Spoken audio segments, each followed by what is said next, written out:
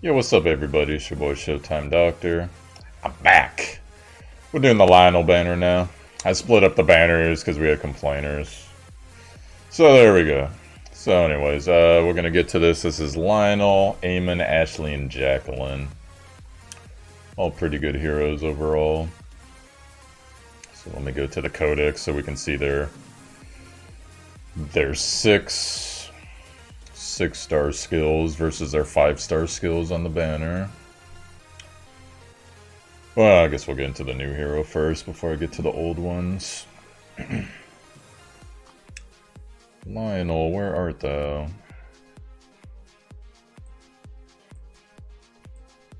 Is he on one of the other ones?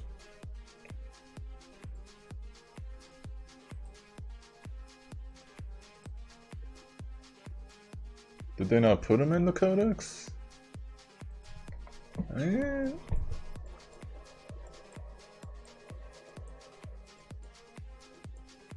Oh, it's this guy. Derp. Okay. Alright, guys, so Lionel. Personally, I'm excited about this hero. So on his leadership, increase fire allies, max HP by 30%. Super strong if you're running fire team. So many good fire heroes in the game already. There's one, restore HP of all allies with Goddess's Grace. That is a self-stacking, or not stacking, sorry, a self and a team member buff. So restore HP of all allies with Goddess Grace by 20% at the start of the turn. Decrease all allies damage taken from quintuple target attacks by 50% for 2 turns at the start of the wave. So this guy, if you're looking for a hard counter to not only AoE damage, but the curse meta team, this guy will figure into what you're doing pretty well here. And we'll get back into it. Faith and Miracles on his 60 passive. Revives all allies with 20% HP and resets the caster's skill number 2 cooldown by consuming Goddess Grace at the end of the current turn when attacked by a quintuple target attack. Quintuple target attack, I don't know why they don't just say 5-person AoE attack, but whatever. Increase counter attack chance by 50% if the caster has Goddess's Grace. So once again, he puts Goddess Grace on himself at the start of the turn. So most of the time he's going to have Goddess's Grace and do the counter attack. Now, keep in mind here, like I said, the AoE Curse meta team in PvP, that's a team meant to destroy you on turn 1.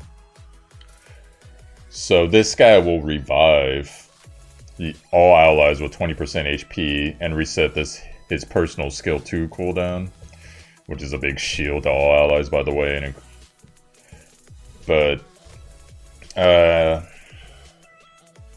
And it consumes Goddess's Grace at the end of the current turn when attacked by a quintuple target attack. So, essentially, if you die from a 5-person attack, whoever dies, they get revived once I believe it's once per battle. So that's pretty strong there. And then on his 1, it's going to be your typical taunt. But it also increases elemental disadvantages, which is pretty strong because if you can do that to like, you know, like even someone like a Tayo or anyone that has that elemental advantages buff that's in dungeons, that's going to be super strong to help bring them down faster. You know, hit 20% harder on all your heroes, and if you skilled up all the way, 50% for 2 turns, so it gets to be pretty buff. So for PvE, this guy's actually going to wreck pretty hard. Now on his 2, grant a max shield to all allies equal to 30% of max HP for 2 turns. Cast Goddess Grace on the caster and the ally with the lowest HP for two turns. Keep in mind this is on a 3-turn cooldown, and once again this also gets reset if everyone dies from a 5-person target attack with the 60 passive. The cooldown to this gets reset, I mean. But on a 3-turn cooldown, you know, this is basically a Sid's Shield, guys, on a 3-turn cooldown, which is about what Sid's Shield will be on normally anyways if he's hitting his bird procs. So, pretty strong right there with the shield, and then Goddess Grace on the caster and the ally with the lowest HP for 2 turns. And keep in mind, he's healing whoever has Goddess Grace by 20% at the start of his turn, so super strong, very good damage mitigation stuff right here. On his 2, on his 3, This is the bread and butter that more people will be excited about. Strike Preparation, that guarantees a crit to all allies for their next attack for a turn. So if they get stunned or something, they're gonna unfortunately lose the buff. Grants focus power to increase damage dealt by single target damage attacks by 35% for 2 turns. And it's on a 4-turn cooldown, guys, which is very, very quick for a skill 3 in this game. As you skill that up, critical strike's gonna go to 2 turns, and your single target damage. Eventually, critical strike goes to 3 turns. Single target damage will go to not only a 3-turn buff, but 60% damage. So I don't know why so many people don't like this hero. This guy is amazing as far as PvE mitigation. Like, imagine you cast this, right? Next attack crits, 30%, or excuse me, 35% to 65 or 60% single target attack buff for him. And then, you got your mitigation here, you're increasing elemental advantages here, and you got all these things that are reducing damage and increasing health and healing. So this guy's going to be super good. Now, what I would recommend,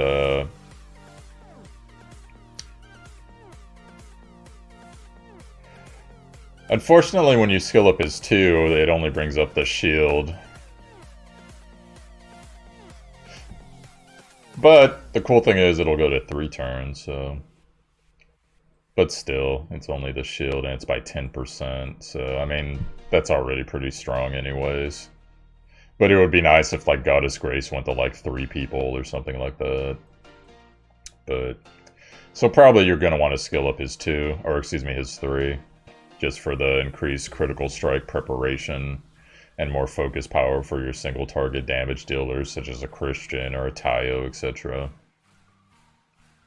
So overall, this guy's really good. Now, if you're going to use him as a solid tank, you may want to consider getting his 1 for PvE, just for the taunt and the double turn, but I assume by now most of you guys have pretty built-up tanks, so... Also, for the elemental disadvantages, I would actually skill up his 1 before I'd skill up his 2. So that's my recommendations on him. Now, weaknesses, Cynthia's going to wreck him. May's going to wreck him really hard. Anyone that relies on shield and taunts, and probably even like, the new hero, I'm trying to remember her name, but the one that punishes you for having damage immunities and shields, she'll probably wreck him even though she's wind, etc. So there's weaknesses there. But running this guy with like Leafa, Rue, DPS of your choice with a good single target damage, or 2 DPSs of your choice. You could, you don't need Sid for this hero because he's hitting out shields every 3 turns. On cooldown if you want, depending on what you got available. So this hero is pretty cool. I like this hero. Now we're gonna backtrack. We're gonna go to Eamon. And if you don't know who Eamon is by now, then you have to be like maybe a month-old player or so, because this is the guy that single-handedly destroyed PvP in this game, as far as it being a quick endeavor and fun. An amazingly effective character, but a little too effective, so for those unfamiliar with him, we'll go over him. So his passive increase light allies, or leadership, sorry, increase light allies attack by 40%. Really good if you're running like double Eamon. Or if you got, like, even a new hero, David, it'll be pretty good for him. On his 1, Revelation Signet. This is a buff that cannot be dispelled, by the way. So, increase caster's evasion and accuracy by 40%. And increase damage dealt by all allies by 30%. Whenever the caster has Revelation Signet. So, if you could, like... If you could use, like, let's say Cynthia's Melancholy, or something like that, or if Ruby could dispel the buff from him at the beginning of her turn, like she does with most defenses, then this wouldn't be that big a deal in PvP, but unfortunately, Netmarble and their Infinite Wisdom made it undispellable, so we're stuck with it. It's always up no matter what, as long as he uses his 1 and 2. We'll get to that more later.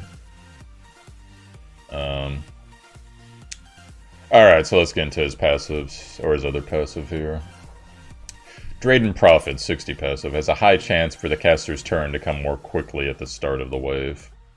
Activates Resolve for an ally for 1 turn if the ally takes fatal damage. Restore the target of Resolve's HP by 50% and increase their attack by 50% for 2 turns. So there's a lot of moving parts to that. I'll break it down for you. High chance of caster's turn to come more quickly at the start of the wave. From my experience, it seems to be about like 50 to 60%. That he'll take the first turn, assuming there's not aiming on the other team. If there is, I'm not sure if it comes to attack speed, if they both get the proc, or if there's a proc that goes before the other. I have no idea. But either way, he has a high chance of taking the first turn. So always plan for that in whatever encounters you got going on. Now on his 2, activates Resolve for an... Or excuse me, not his 2, on his passive here.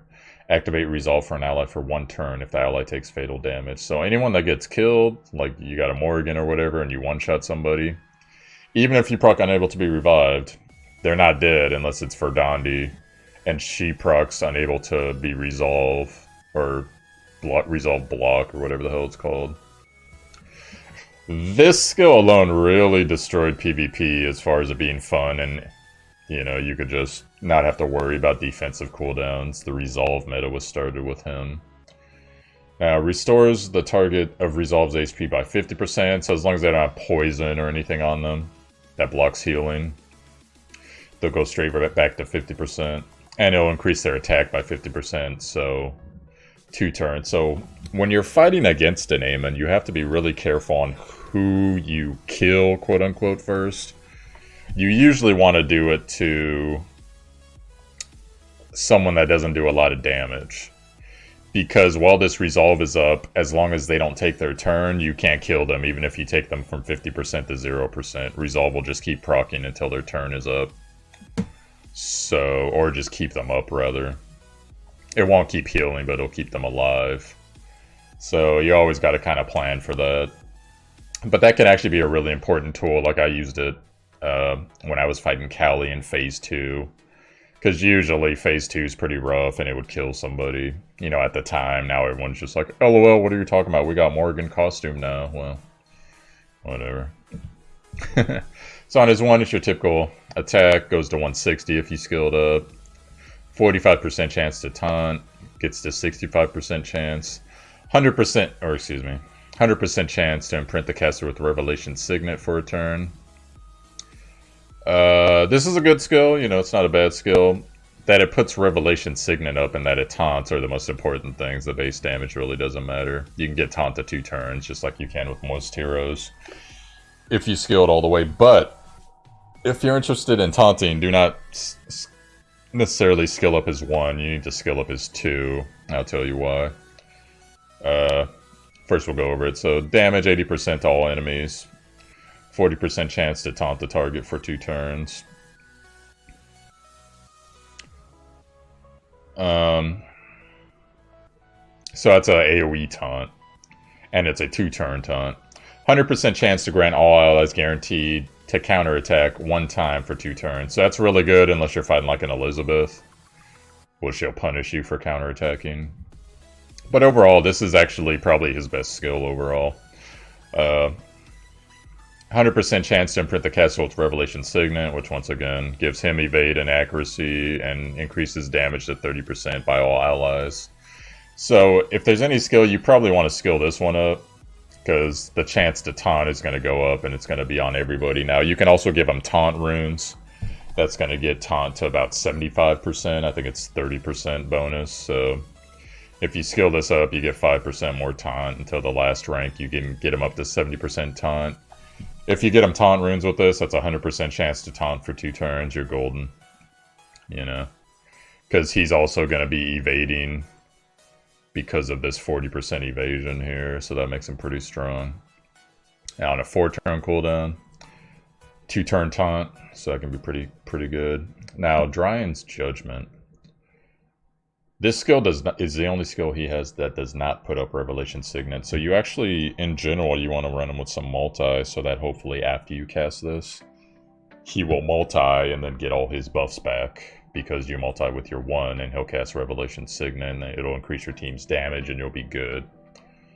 But here's what this does. This is actually a really good skill. Inflict penetration damage equal to 180% of attack to one enemy. It's actually a cone effect. Just they split it up, but it's really a cone effect. So don't. It's kind of dumb how they made this skill needlessly long. Cast Engraving of Destruction, which we'll get to in a second. And then this is the adjacent enemies, and it has a 50% chance to cast Engraving of Destruction. So on the primary target, Engraving of Destruction is cast. On the targets to the right and left, 50% chance for 2 turns. Engraving of Destruction inflicts damage equal to 100% of max HP when skill 3 is used by the target. So if they're going to use their ulti within the next 2 turns, they're going to basically kill themselves unless resolve, etc.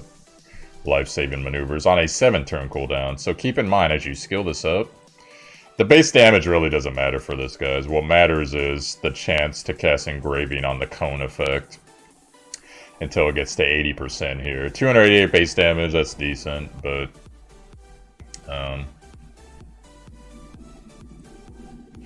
and also it goes to a 6-turn cooldown once you max it. Now, granted, your odds of getting enough heroes to max this, not that good.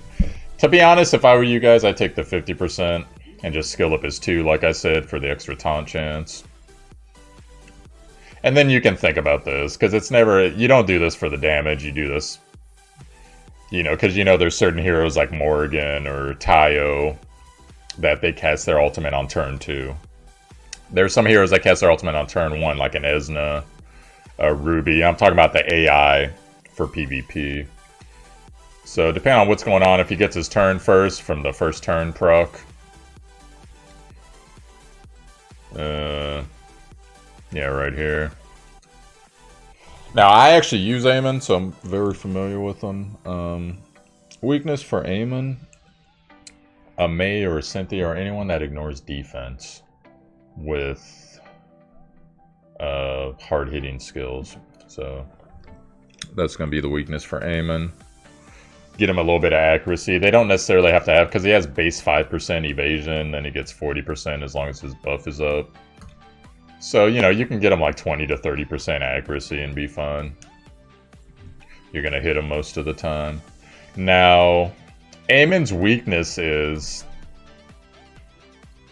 he relies so heavily on evasion that if you neglect his tanky stats on like PvE, he's going to suffer for it, because a lot of raid bosses and raid boss ads have accuracy built into their kits, like a Cowley, etc. So not necessarily 45% accuracy, but enough to hit him, you know, more times than you'd think for someone who supposedly dodges about once every two attacks. But overall, this hero is so good that you see him in PvP teams all the time if he wasn't banned this week. And to be honest, I kind of wish he wasn't in the game, despite me using him. But the game would be a lot funner without him, but so it goes. So I'm not saying not to get him. He's amazingly effective. If you can get him, get him. He'll make your PvP team that much more ridiculous. So now we're going to go over to Jacqueline.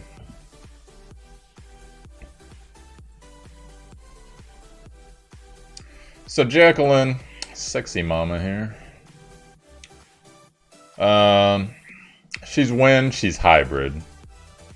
Increase wind and dark allies multi-strike chance by 20. I really don't see a use for that at the moment. There's not that many dungeons where it's like, I need wind and dark heroes. I can't think of even one. So, punishment. This is her passive, 80% chance to remove abnormal status immunity from all enemies at the start of the turn. That's actually pretty strong, considering there's people out there like Esna and Rue that can make either the group or a cone 3 people immune to abnormal statuses for a certain amount of turns. So that's pretty strong on keeping your debuffs up. And she works off debuffs, guys. So that'll be made clear as we go on here. All attacks by caster and allies have a 20% chance to put targets affected by abnormal status to sleep. So don't misread that. All attacks by caster and allies, guys. 20% chance to put targets affected by abnormal status to sleep. So sleep will still affect them. And for those who don't know, when someone is slept, you auto-crit them as long as they're sleeping. So whoever attacks them next is going to auto-crit them. So if you have, like, you know, this goes off, and then Tayo's turn is next, go wreck them. Christian's turn is next, go wreck them. Cynthia, etc., go wreck them. So, and then unless you really need that target to be asleep, because they're going to get a cooldown off or something you don't want to get off. Now, 50% chance to remove all buffs from targets affected by abnormal status. So, you know, you get them with, I think what's a sleep, stun, charm, etc. Then have a chance to remove buffs. And so this is pretty strong right here. Now, failure inflicts 50% additional damage when attacking a debuff target. So that's pretty strong. 100% chance to inflict damage equal to 100% of attack to an enemy who finishes their turn without defending or using a skill. So once again, if they're stunned, they're charmed, they're slept, she's gonna go ahead and hit him with her 1, which essentially her 1, which is pretty strong. Or basically 100% of her attack damage.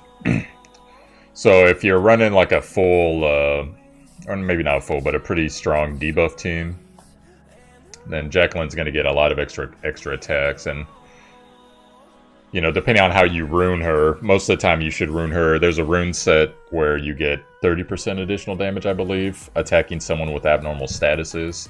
That's a set that should go on Jackie. So, 50% chance to force that enemy to reveal weakness for a turn. Oh, once again, if they're debuffed. And she takes their attack on them. Now, reveal weakness, basically it's a debuff. Christian does it. A couple people do it to where all attacks against that target will crit until their turn, and they have their turn, because it's a 1-turn cooldown.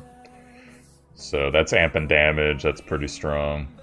Now, inflict damage equal to 60% of attack to a target and 2 adjacent enemies on her 1. So it's a cone effect. Can get up to 96% base damage. 100% chance to inflict 10% additional damage if target is affected by abnormal statuses. Most likely they're going to be if you're in a prolonged encounter and they're not immune. Now, the max additional damage goes to 35%. You scaled up all the way with the base damage at 96. So in a cone, you're going to be doing, at max rank, 131% damage, and then if you get that rune set, like I was saying, 161% damage. So that can actually be pretty strong, considering most 1 targets in this game get to 160% on 1's base damage. So you can do that in a cone effect, and you have all this additional stuff to proc. That could be pretty amazing. So she's never going to be like your super amazing burst hero, but sustained damage, assuming stuff is susceptible to debuffs, especially abnormal status stuff, she's going to be pretty rocking here. So on her 2, Endless Sermon on a 4-turn cooldown, inflict damage equal to 110 to 3 enemies, 50% chance to put targets to sleep for a turn, 70% chance to put targets to sleep for 2 turns if they have any debuffs. Once again, if someone slept, the next hit against them is a crit. And she's already kind of doing that with her reveal weakness up here as well. So she's increasing your crit damage, or your crit chance, to 100% in a lot of cases here. Because sleep works with her passive here, reveal weakness here, and then 3 targets has a chance to sleep them. Fair chance on a 4-turn cooldown, and as you skilled up, it's going to get to 100% for 3 turns if they have any debuffs. 80% for 2 turns if they don't have debuffs, so that's pretty strong.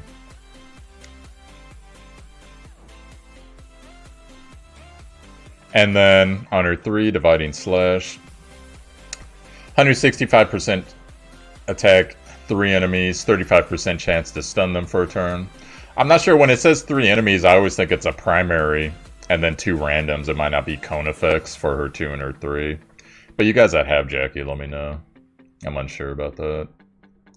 And then a 35% chance to stun for a turn. Once again, if they end their turn while stunned, she's going to punish them. Right here, reveal weakness chance, 100% of her attack. And then 35% chance to stun them for a turn. Inflicts 8% additional damage for each debuff on the target. So if you have a really heavy debuff team, this can actually hit pretty hard as you skilled up here.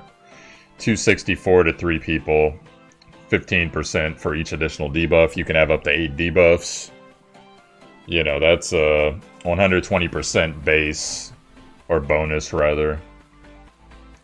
Plus 264 if you get this max rank. That is 384% to 3 people, guys. That's pretty damn strong.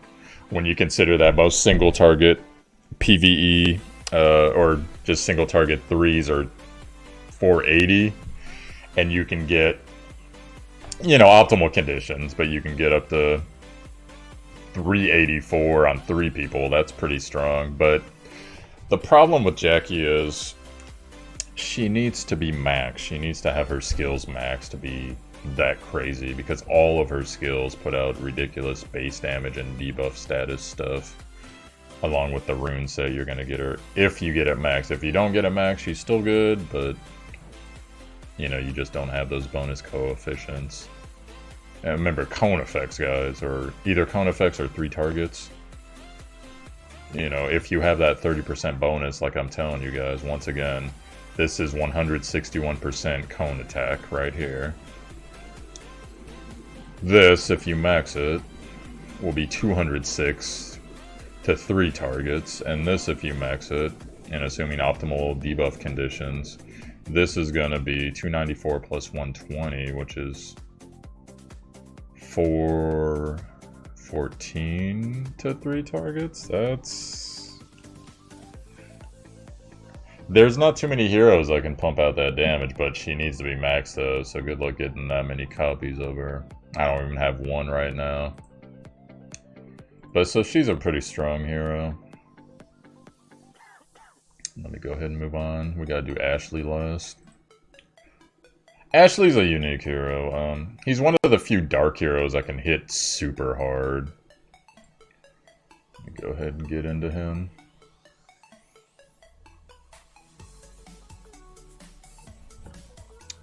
So Ashley, the thing to know about Ashley, attack percentage, attack percentage, attack percentage. Increased Dark Allies multi-strike chance by 30%. Not bad, actually, for a leadership. Now, Ebon Wounds is a debuff unique to him. He can stack Ebon Wounds up to 10 times, and it does 20% per stack of his attack. That's why I say attack damage, attack percentage. So if you get it stacked 10 times, and especially if you're running with a Morrigan with a costume, it'll be ticking for both of them, number one. The dot damage, I mean, both of their 200% of their attacks, and they can stack it faster. And that's pretty stupid, and it can't be dispelled even by like a Rue 2, etc. So, 70% chance to apply Ebon Wounds to a random target if the enemy target that he's targeting has Ebon Wounds. I believe that's how it works. Yeah. So that's pretty strong. He has sustained damage if you're doing like a raid boss or a guild boss or even like a PvE boss or whatever. His sustained damage is super strong. Inflicts damage equal to 50% of attack that ignores defense when attacking a target with Ebon Wounds. So this is on top of whatever base damage skill he does. Ignores defense with 50% of attack. And most of your targets are going to have Ebon Wounds because of his 2, which we'll get to. So that's a pretty... For attack, that's a strong passive there on his 60. On his 1, you know... he always has a 70% chance to apply Ebon Wounds. Keep that in mind, guys. Inflicts damage equal to 100% of attack to one target. 35% additional damage if the target's HP is 50% or higher. So at the beginning of a fight on a person with a lot of health, he's going to be doing additional damage. Well, he does it to everybody, but you know what I mean. Like for the sustained damage, that's what's going to happen. And you skill this up, base 160, and the chance becomes 60% to apply 50% damage. But the... Oh wait, no, I read that wrong. Inflict 47% damage. It goes to 60% damage if the target has 50% HP or lower. So, or higher rather, so that's pretty strong. Now in his 2, increase the caster's, this is his bread and butter skill right here, guys. Increase the caster's crit strike chance by 30% for 2 turns. Increase crit strike damage for 2 turns. 100% chance to apply 5 stacks of Ebon Wounds.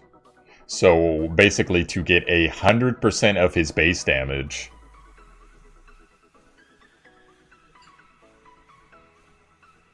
To all enemies for 3 turns. So you're going to get 5 stacks on, say you're fighting against 5 people. That is going to be 500% bonus damage per turn for this guy. That's just ticking for 3 turns, and then you focus on whichever guy you want to get down with him, or your long-term DPS because of, you know, the ignored damage and the Ebon Wounds ticks and the chance to apply more Ebon Wounds right here. Or Ebony Wounds, I'm sorry. And now his 3 is basically a really hard-hitting ult. Decrease target's buff duration, 55% chance to stun. 7-turn cooldown. Base damage starts at 300. Gets to 480. It becomes a 100% chance to decrease target buff duration by 2 turns. And then the stun goes to 3 turns, and it's an 80% chance. So this is your burst right here if you need some burst from this hero, because he's the king of sustained damage. But burst-wise, you know, this skill's here for you if you need burst, so... don't recommend him in PvP, honestly. Just, you know, even with the damage, he's too squishy, and the damage is just too slow, unfortunately, which sucks. He can be good in PvP. I'm not saying he can be bad in PvP, but his squishiness catches up with him, because if you noticed, attack passive, attack, buff attack skills, attack, and maybe the stun and the decreased buff duration. It's the closest thing he has to help and defend. So this hero, the problem is he is really squishy, super squishy. Like Christian one-shot him. A lot of the harder hitting heroes in the game will one-shot him unless he has, you know, like a Claude protecting him or some type of like Sid shields or something. And even then, you know, because there's piercing in the game, there's punish shield mechanics, debuffing, etc. So if you're gonna run this guy, you need to get him a protection net that is solid. It has to be super solid for him, and I'm talking about like evasion shields, taunts, you know, put him on the corner so there's less of a chance he'll be in cone effects. And you just really got to focus on his survivability. So I recommend for his skills that you get, there's a 2-set 20% damage amp to dots. I think it's a 2-set. You can get him that, and then if you're concerned about his defense, most people, they do the 4-set attack for, I think it's 30%, right? Which makes sense, because, you know, he's all about attack. But if you care about his survivability at all, consider getting him some life, substats, even like a double defense 2-set with like attack substats or something, because, you know, he's gonna do damage for you no matter what, but he's not doing damage for you if he's dead, so consider that. But if you want to go full attack, by all means do it. So skill up wise, I'd recommend skilling up his 2, just for increased crit damage and duration here. Now, if you want to run him in PvP, like you're newer to the game, he's one of your better heroes, skill up his 3 then, so you can get that 480 and the stun chance. So, and Dark probably in the game right now is the weakest overall when it comes to total team comps. You can make an argument for Wind, but Wind's starting to get more heroes so that it's starting to balance out. Light's the strongest, Fire's the second strongest, Water's pretty solid, etc. Dark, the thing that hurts Dark, I remember I said, you know, Dark needs more supports, and someone was like, they got Erika, Erika's the best healer in the game. First off, no, she's not. But second off, Erika is a good healer, okay? I'm not saying she's a bad healer, but she doesn't have shields. She doesn't have, you know, other than her passive, like a solid revive, etc. So people, like, she's a good hero, but she's not the answer. They need another solid support that puts out his shields. And the closest thing they got to that is Cheshire, who puts out the dodge shields. So Dark needs some help in this game, because Light is stupidly stacked. You know, they even got another hero on this banner earlier, so... Dark needs some more heroes, and they need more hard-hitting single-target heroes, because Kayn doesn't really count anymore for PvE.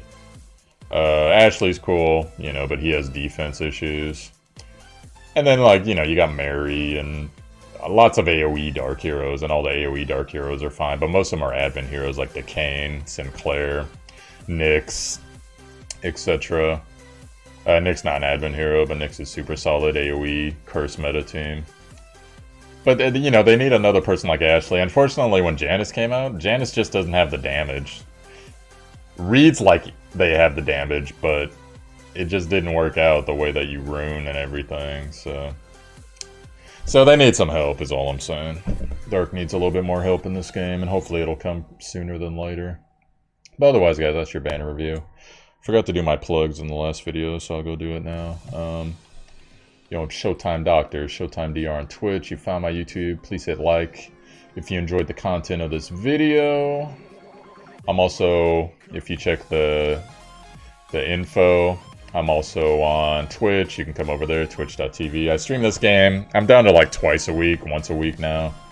Depends. I'm in the middle of moving. I got about 2.5 weeks to go. So, across country, so that's going to be a little issue for a while. So I'm not going to be able to put out the content as much as I want right now. And then also there's a link to our Discord. Come in, you know, share your experiences. We got a Knights Chronicle tab. Share your experiences. Ask questions, etc. Show off, do whatever you want. So, and that's it for me, guys. So if you missed it, if I missed anything, you guys have some additional questions, let me know. I'm here to answer them for you. So try to get to them within like a couple hours of seeing them. You know, depending on how thoughtful they are or not. But alright, guys, have a good day. Peace out.